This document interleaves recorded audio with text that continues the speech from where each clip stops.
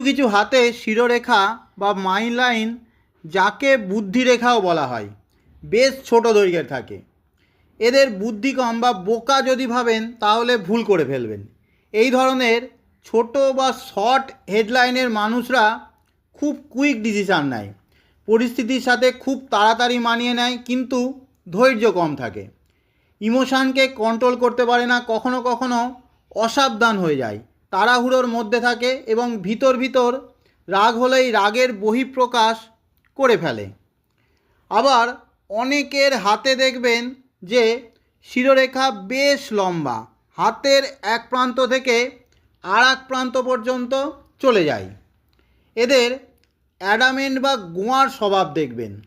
নিজের সিদ্ধান্তে অটল, কঠিন ও অনমনীয় স্বভাবের এরা হয়। নিজেকে সহজে বদলাতে পারে না, অনেক ভেবেচিন্তে কাজ করে, সিদ্ধান্ত নেবে।